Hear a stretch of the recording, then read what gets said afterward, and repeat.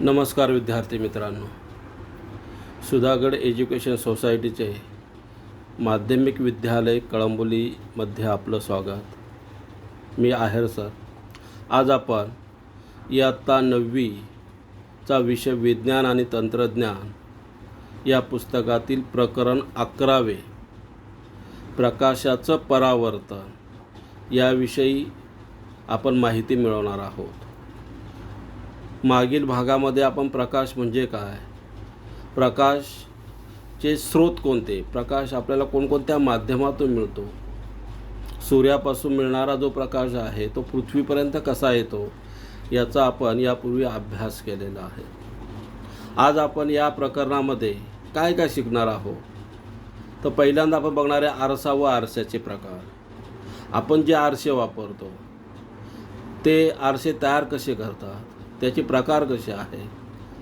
त्यानंतर गोलीय आरसे व त्याद्वारे मिळणाऱ्या प्रतिमा याचा आपण अभ्यास करणार आहोत। गोलीय आरशामुळं होणारं विशालन म्हणजे तो जो पदार्थ आहे त्याची विशालित प्रतिमा कशी तयार होते याचा आपण अभ्यास करणार आहोत। आता आपण प्रथम बघणार आहे प्रकाश म्हणजे काय आणि प्रकाशाचा मुख्य स्रोत कोणता।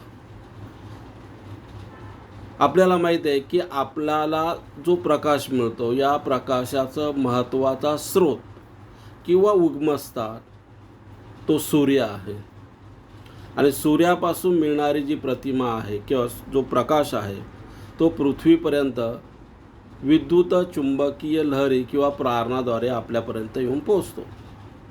आता हे जे प्रकाश आहे या प्रकाशाचं परावर्तन आणि परावर्तनाचे प्रकार हेही आपण या प्रकरणामध्ये शिकणार आहोत। प्रकाश म्हणजे दृष्टीची संवेदना निर्माण करणारी विद्युत चुंबकीय प्रारणे आहेत। आपण सुरुवातीलाच बघितलं की सूर्यापासून आपल्याला मिळणारा प्रकाश हा विद्युत चुंबकीय प्रारणाद्वारे मिळतो आणि त्याच्या संवेदना आपल्या डोळ्यांना होतात आणि मग आपल्याला तो प्रकाश जाणवतो।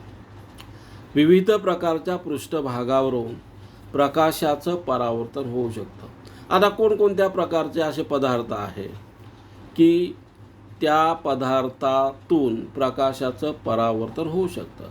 परावर्तन याचा अर्थ असा होतो की प्रकाश किरण एखाद्या माध्यमावर जेव्हा पडतात तेव्हा ते प्रकाश किरण त्यांचा एक तर मार्ग बदलतात किंवा त्यापासून आपल्याला प्रतिमा मिळते। आता हे जे परावर्तन आहे तुम्ही 8वीला पण शिकलेले आहात, परावर्तनाचे नियम, परावर्तन म्हणजे काय। पहिला आहे गुळगुळीत अशा सपाट पृष्ठभागावरून प्रकाशाचं होणारं परावर्तन हे नियमित परावर्तन असतं।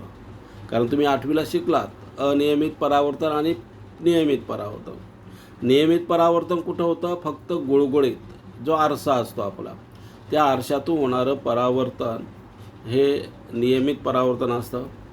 आणि जे खडबडीत पृष्ठभाग आहे या खडबडीत पृष्ठभागावरून होणारं जे परावर्तन आहे ते अनियमित परावर्तन असतं। म्हणून आपण 2 वाक्य लिहिलेले आहे की गुळगुळीत अशा सपाट पृष्ठभागावरून प्रकाशाचं नियमित परावर्तन होतं आणि दुसरं वाक्य आहे खडबडीत अशा पृष्ठभागावरून प्रकाशाचं अनियमित परावर्तन होतं। मग आता गुळगुळीत पदार्थ कोणते आहे, त्यामध्ये एखादा धातूचा पृष्ठभाग असेल, धातूचा पत्रा असेल किंवा आरसा, हे सगळे गुळगुळीत आहे। आता खडबडीत म्हणलं तर एखादं चटई असेल, तुमची लाकडी जी चटई असेल, लाकडाच्या धाग्यापासून बनवलेली जी चटई असते तो खडबडीत पृष्ठभाग आहे। त्यातून मिळणारं परावर्तन किंवा मिळणारं जे परावर्तन आहे हे अनियमित असतं, सर्व बाजूला प्रकाश किरण परावर्तित होतात। आता आपल्याला बघायचं आरसा व आरशाचे प्रकार। त्यामध्ये आरशाचे आपण 2 प्रकार बघतो, एक आहे सपाट आरसा आणि दुसरा आहे वक्र गोलाकार आरसा। सपाट आरसा आपण दैनंदिन आपल्या जीवनामध्ये घरामध्ये जो आरसा वापरतो त्याला सपाट आरसा म्हणतात। तुम्ही स्वतः तो आरसा हातात घेऊन बघा आणि त्याच्यावर हात फिरवा तुमच्या लक्षात येईल की तो पूर्णपणे सपाट आहे, कुठेही वर खाली त्याचा भाग झालेला नसतो. म्हणजे असा जो आरसा आहे त्याला सपाट आरसा असं म्हणतात. आता वक्र गोलाकार जे आरसे असतात त्यामध्ये आंतरगोलीय आरसा, बहिर्गोलीय किंवा आंतरवक्र आरसा, बहिर्वक्र आरसा हे आपण पुढे बघणार आहोत. जे आरसे गोलाकार असतात त्यांचा पृष्ठभाग हा मध्यभागी फुगीर असतो, काहींचा मध्यभागी खोल असतो, त्यानुसार त्याचे आपण पुढं प्रकार बघणार आहोत. आता सध्या आपण बघणार आहोत सपाट आरसा आणि त्या सपाट आरशामुळं मिळणारे किंवा त्या सपाट आरशानं होणारं परावर्तन याचा आपण इथं अभ्यास करणार आहोत. आता जो आरसा आहे तो आरसा जर तुम्ही बघितला तर तुमच्या लक्षात येतं की त्याचा पूर्ण पृष्ठभाग हा अस्थितेत चकचकीत असतो आणि प्रकाशाचं परावर्तन होण्यासाठी चकाकणारा पृष्ठभागाची आवश्यकता असते आणि तो आरशाचा पृष्ठभाग हा चकाकणारा असतो. चकाकणारा पृष्ठभाग हा प्रकाश कमी शोषून घेतो. आपण थोडक्यात असे म्हणू शकतो की आपला जो सपाट आरसा आहे या सपाट आरशातून प्रकाशाचं 100% परावर्तन होतं. तिथं कोणत्याही प्रकारचा प्रकाश शोषून घेतला जात नाही. जेवढा प्रकाश येतो त्याचं परावर्तन केलं जातं.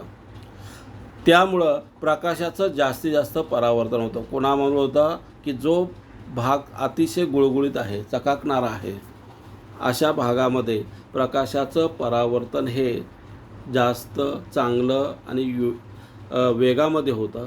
तिथं प्रकाश शोषला जात नाही. आता हा जो सपाट आरसा आहे या सपाट आरशापासून आपल्याला प्रतिमा कशी मिळते, ती कशी असते, किती अंतरावर मिळते आणि ती प्रतिमा केव्हा आपल्याला मिळते या सगळ्याचा आपण इथं अभ्यास करणार आहोत. आपल्या दैनंदिन जीवनामध्ये आपण अनेक ठिकाणी सपाट आरशाचा वापर करतो. तुम्ही बऱ्याचशा वेळा शाळेमध्ये येताना पहिल्यांदा आरशासमोर उभं राहता. कधी तुम्ही निरीक्षण केलं आहे की आपण जेव्हा आरशासमोर उभं राहतो तेव्हा आपली किती प्रतिमा, किती मोठी, किती आकाराची, किती अंतरावर आपलं चित्र किंवा आपली प्रतिमा त्या आरशामध्ये दिसते. कधी कधी घरी गेल्यावर हे बघा की आरशासमोर उभं राहा आणि आरशापासून 2 पावलं मागं सरका, परत 2 पाऊल मागं पुढं व्हा. मग प्रतिमेमध्ये काय बदल होतो याचंही तुम्ही निरीक्षण करू शकता.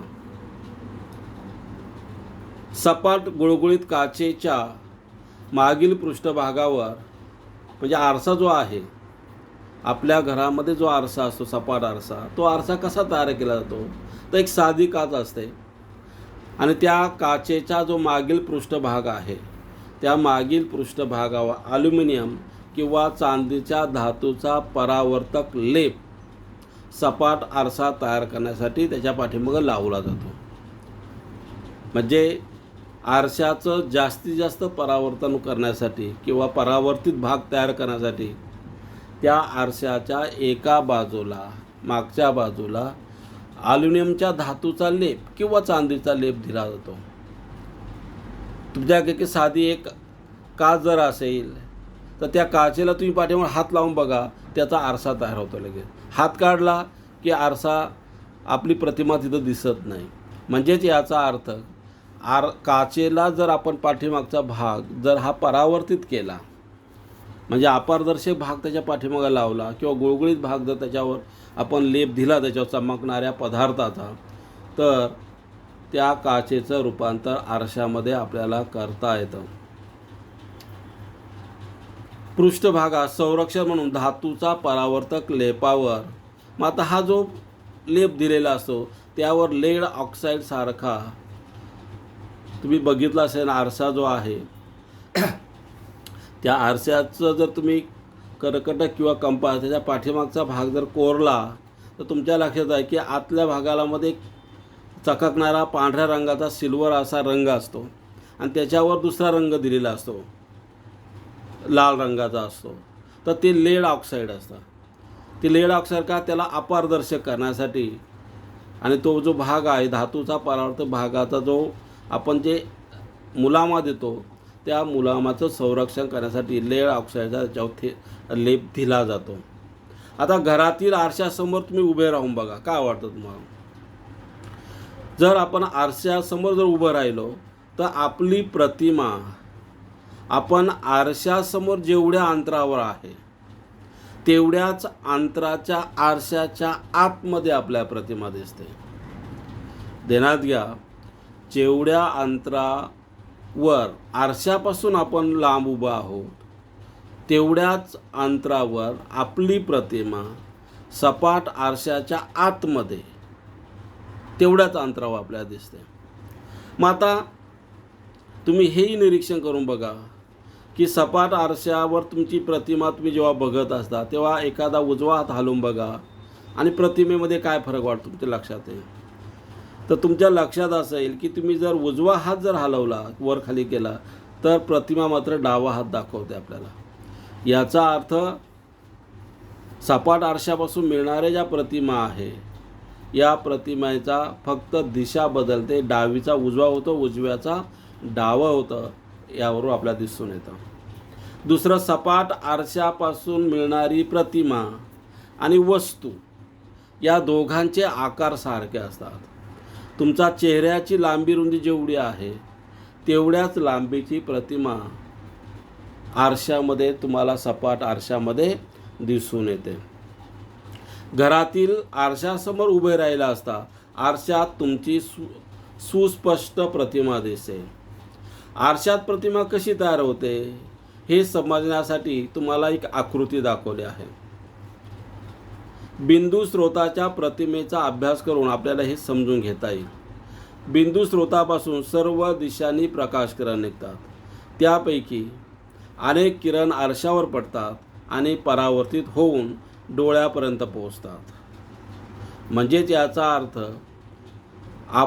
प्रकाश किरण जेव्हा आरशावर पडतात त्याचं परावर्तन होतं आणि ते परावर्तित किरण आपल्या डोळ्यापर्यंत पोहोचतात आणि आपल्याला प्रतिमा दिसते. आणि परावर्तित होऊन डोळ्यापर्यंत पोहोचतात. परावर्तनामुळे हे किरण आरशातील ज्या बिंदूपासून आल्यासारखे भासतात. ध्यानात घ्या, हे वाक्य महत्त्वाचं आहे. परावर्तनामुळे किरण आरशामागील ज्या बिंदूतून आल्यासारखे भासतात त्या बिंदूवर बिंदू स्रोताची प्रतिमा तयार होते. आता हे जे प्रकाशाचं परावर्तन आहे यामध्ये आरशावर पडणारे जे किरण आहे त्याला आपण आपाती किरण म्हणतो आणि त्यातून पाठीमागच्या बाजूला आलेले किरण त्याला आपण परावर्तित किरण असं म्हणतो. म्हणजे आपाती किरण आणि परावर्तित किरण असे दोन्ही किरण आपल्याला, परावर्तित किरण हे बिंदू स्रोतापासून आपल्याकडं परत डोळ्यापर्यंत येऊन पोहोचतात आणि आपल्याला ती प्रतिमा आरशाच्या आतमध्ये दिसते. आता ही जी प्रतिमा आहे सपाट आरशापासून मिळणारी प्रतिमा ही आभासी असते, खरी नसते. त्यासाठी आपण एक साधी आकृती बघूया. आकृतीमध्ये तुम्हाला बिंदू स्रोतामुळे आरशातील प्रतिमा कशी तयार होते हे दाखवलेलं आहे. त्यासाठी आपण M1 आणि M2 हा सपाट आरसा वापरलेला आहे. सपाट आरसा दाखवताना एक बाजू त्याची पूर्णपणे प्रकाशीय गुळगुळीत आहे आणि जिथं आडव्या रेषा मारून दाखवला तो त्याला मुलामा दिलेला भाग आहे. असं आरसा दाखवण्याची सायंटिफिक पद्धत आहे. M1 M2 सपाट आरशासमोर O हा बिंदू स्रोत ठेवलेला आहे. म्हणजे वस्तू O या बिंदूजवळ आहे. त्या वस्तूची प्रतिमा म्हणजे OR आणि OR1 आणि OR2 हे किरण आरशावर पडतात. हे दोन आपाती किरण परावर्तन नियमानुसार R1S1 आणि R2S2 या मार्गाने परावर्तित होतात, पाठीमागे येतात ते.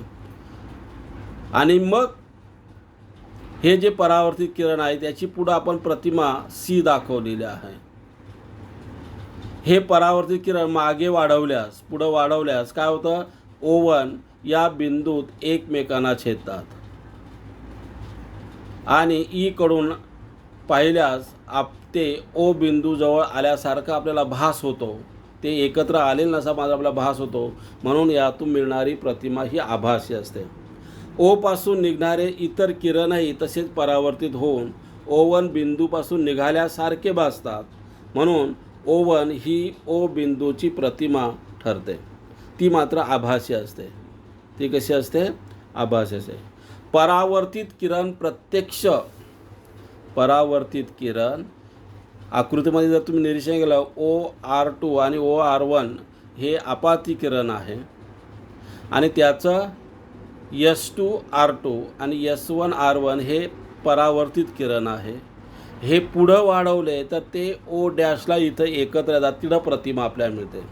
म्हणजे जेवढ्या अंतरावर वस्तू आपण ठेवलेली आहे तेवढ्याच अंतरावर आरशाच्या आतमध्ये O1 या ठिकाणी तुम्हाला आकृतीमध्ये प्रतिमा दिसते. परावर्तित किरण प्रत्यक्ष एकमेकांना छेदत नाही. तुम्ही जर बघितलं असेल तर S2R2 आणि S1R1 हे प्रत्यक्ष एकमेकाला छेदल्याचं दिसत नाही. आपण पुढं वाढवलं तर छेदल्याचा भास होतो, ते एकमेकाला छेदत नाही. म्हणून सपाट आरशापासून मिळणारी प्रतिमा ही आभासी असते. तिला आभासी प्रतिमा म्हणतात. प्रतिमेच्या आरशापासूनचे लंबरूप अंतर हे बिंदूच्या आरशापासूनच्या लंबरूप अंतरा एवढेच असते. म्हणजे जेवढ्या अंतरावर तुम्हाला प्रतिमा मिळेल तेवढ्याच अंतरावर तुम्ही वस्तू ठेवलेली असते. म्हणजे जेवढ्या अंतरावर वस्तू तेवढ्याच अंतरावर प्रतिमा आपल्याला मिळू शकते. खाली दुसरी पण आकृती तशाच प्रकारची आहे. विस्तारित स्रोतामुळं आरशाची प्रतिमा मिळते. आपण पहिल्यांदा बघितलं बिंदू स्रोत. परीक्षेला तुम्हाला ही आकृती येते. एक बिंदू, त्यातून मिळणारी प्रतिमा O बिंदू, त्याची प्रतिमा O1 मिळालेली आहे. आता आपल्याला विस्तारित स्रोत म्हणजे आता इथं आपल्याला बिंदू स्रोत आपण घेतलेला नाही, पूर्ण पेन्सिल आहे PQ आणि ह्या PQची प्रतिमा आरशाच्या आतमध्ये P1 Q1 मिळालेली आहे. तर अशा प्रकारे आपल्याला सपाट आरशाची प्रतिमा तेवढ्याच आकारे, जेवढी तुम्ही बघा पेन्सिलची लांबी आणि प्रतिमेची लांबी दोन्ही सारख्याच आहेत. पेन्सिल आरशापासून जेवढ्या अंतरावर ठेवलेलं आहे तेवढ्याच अंतरावरती प्रतिमा आपल्याला आरशाच्या आतमध्ये मिळते. तर अशा प्रकारे आपल्याला सपाट आरशापासून मिळणारी प्रतिमा मिळते. आता यामध्ये महत्त्वाचं काय लक्षात ठेवायचं आहे की सपाट आरशापासून मिळणारी प्रतिमा ही आभासी असते. सपाट आरशामध्ये मिळणारी प्रतिमा ही वस्तू जेवढ्या अंतरावर आहे तेवढ्याच अंतरावर आरशाच्या आतमध्ये मिळते. दुसरं, ती आभासी का आहे तर परावर्तित किरण एकमेकाला छेदत नाही, ते छेदल्याचा भास होतो. म्हणून यातून मिळणारी प्रतिमा ही आभासी असते. तर अशा प्रकारे आपल्याला सपाट आरशापासून मिळणारी प्रतिमा ही मिळवता येते. तुम्ही बऱ्याचशा वेळा एखादी जत्रा असेल किंवा एखादा मेला असेल तर त्यामध्ये आरसागृह तुम्ही बघितलं असेल की तिकडं असंख्य आरसे लावलेले असतात आणि ते आरसे त्यातून जर आपण बघितलं तर आपले चित्र, अनेक चित्र दिसतात. किंवा साधं तुम्ही घरामध्ये जर फुटका आरसा जर असेल आणि त्या फुटक्या आरशामध्ये तुम्ही बघितलं तुटलेल्या आरशामध्ये तर जेवढे आरसे तेवढे आपल्या प्रतिमा त्यामध्ये दिसून येतात. मग हे जे आरसे आहे हे आरसे एकमेकापासून किती अंतरावर, किती कोणामध्ये जर ठेवले, एकमेकाशी किती कोणामध्ये ठेवले तर त्या प्रतिमा किती तयार होतात. त्यासाठी आपण सूत्र बघतो.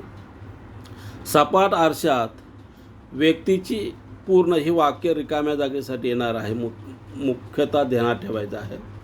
सपाट आरशात व्यक्तीची पूर्ण प्रतिमा दिसण्यासाठी तुम्ही जर घरी बघितलं असेल तर तुमच्या घरामध्ये जो आरसा आहे त्या आरशामध्ये समजा भिंतीला लटकवलेला आरसा असेल तर छोटा असतो. मग त्यामुळे तुमची पूर्ण प्रतिमा दिसते का? नाही दिसत. का दिसत नाही? तर त्यासाठी हे वाक्य खूप महत्त्वाचं आहे की सपाट आरशात व्यक्तीची पूर्ण प्रतिमा दिसण्यासाठी आरशाची उंची व्यक्तीच्या उंचीच्या निम्मे असावी लागते. म्हणजे आपल्या उंचीपेक्षा आरसा अर्धा असला तरी चालेल, म्हणजे कमीत कमी तो निम्म्या उंचीचा असला तरच प्रतिमा पूर्ण दिसते. आणि हे तुमच्या लक्षात येईल की तुम्ही जेव्हा कपाटातल्या आरशामध्ये जेव्हा बघता तेव्हा तुमची पूर्ण प्रतिमा दिसते. मात्र जर भिंतीला लटकवलेला जर छोटा आरसा असेल तर त्यामध्ये तुमची पूर्ण प्रतिमा दिसत नाही. म्हणजे पूर्ण प्रतिमा मिळवण्यासाठी तुम्हाला तुमच्या उंचीपेक्षा आरसा हा कमीत कमी अर्ध्या उंचीचा असणं आवश्यक आहे. आता 2 आरशामधील कोन जर बदलला आपण तर प्रतिमांची संख्या बदलते आणि मग त्यासाठी एक सूत्र आहे. आता इथं n म्हणजे n बरोबर 360 अंश भागिले a वजा 1. हे सूत्र खूप महत्त्वाचं आहे, पाठ करायचं आहे. तुम्हाला यावर गणित येणार आहे परीक्षेला आणि त्यामुळं ते ध्यानात ठेवायचं आहे. तर यामध्ये n ही प्रतिमांची संख्या आहे आणि a आरशातील कोन आहे. आरशामधील कोन 2 आरशामध्ये किती. मग तुम्हाला गणित विचारलं जातं की 2 आरशामध्ये एवढ्या मापाचा कोन ठेवला असेल तर प्रतिमांची संख्या काढा. मग त्यासाठी या सूत्राचा वापर करायचा n शोधण्यासाठी. मग साधं उदाहरण घेतलं आपण की समजा a बरोबर 45 आहे. a बरोबर किती आहे 45, तर n ची किंमत शोधा. n बरोबर किती असं गणित आहे. म्हणजे प्रतिमा किती, म्हणजे आपण 45 मापाचा कोन ठेवलेला असताना 2 आरशामध्ये जर 45 मापाचा कोन असेल तर प्रतिमांची संख्या किती. त्यासाठी आपलं सूत्र आहे n बरोबर 360 भागिले a वजा 1. मग आता n बरोबर 360, a ची किंमत किती आहे 45 अंश. 45 अंश वजा 1. आता 45 360ला भागलं तर 8 येतो. त्यातून 1 वजा केला, राहिले 7. म्हणून प्रतिमांची संख्या 7. अशा प्रकारे आपल्याला 2 आरशामध्ये आपण जर विशिष्ट कोन ठेवला तर मात्र किती प्रतिमा मिळते हे तुम्हाला ठरवता येतं. मग तुम्ही असा विचार करा की जर 2 आरशामध्ये 180 मापाचा कोन असेल तर प्रतिमा किती मिळेल. तुम्ही स्वतः विचार करून बघायचा, आकडेमोड करून बघायचे. 90 मापाचा असेल तर किती प्रतिमा मिळेल हे तुम्हाला शोधता येईल. आता राहिलेला जो भाग आहे या प्रकरणाचा तो आपण पुढच्या व्हिडिओमध्ये बघणार आहोत. Okay, thank you.